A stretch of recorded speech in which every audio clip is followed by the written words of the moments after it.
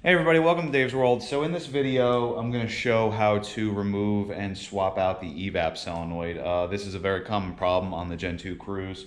It's a common problem on the Malibu, basically the 1.4 and the 1.5 powered engines. And this car also has a check engine light, and what we're going to do is check the codes. I believe there's about 6 or 7 codes that were active. I did fix a few things, but I think there was an Evap code, which is why I'm going after the Evap solenoid today. So let's check out the codes real quick.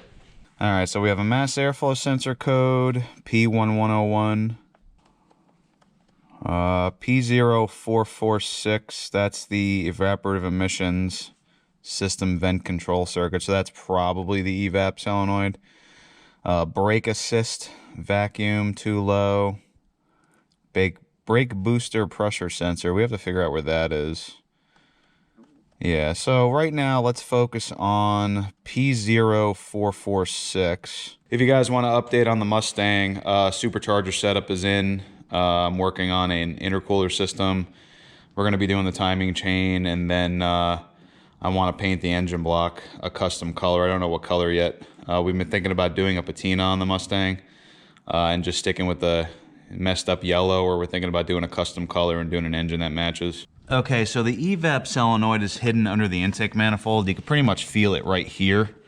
And it has a clip on it that you should be able to pop off by hand. What we may have to do is remove it from the intake manifold and then just move the whole valve over. Possibly. Let me get a flashlight in there.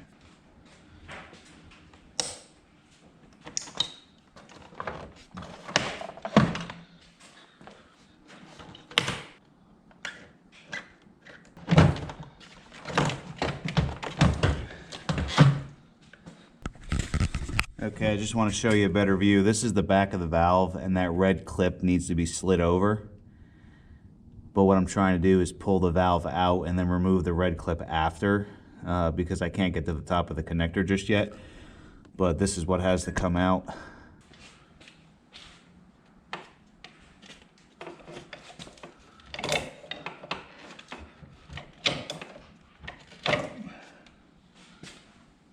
So basically what I did was I took a pry bar, I went against the old valve and just popped it off, so it slid this rubber off the intake.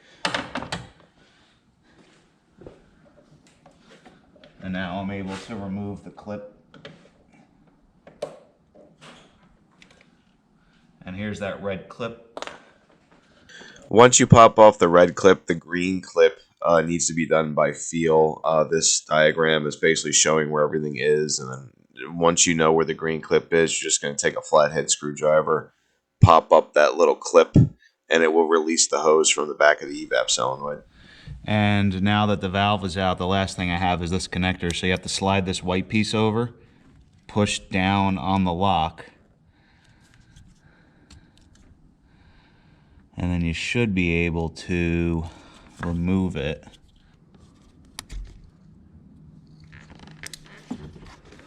Usually if you squeeze the lock, you can get the thing off.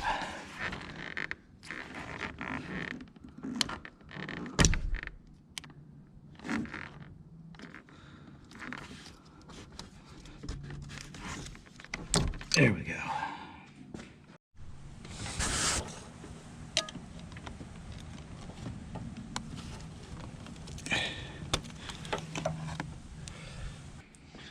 Okay, so here's the old valve. And then here's the new one. They look identical. What we need to do is now get all the pieces back on. I have to get the green clip from underneath the car. Let me go locate that. Okay, this is the green clip that fell. I'm just going to slide this back in. As long as it's in, there's two locks.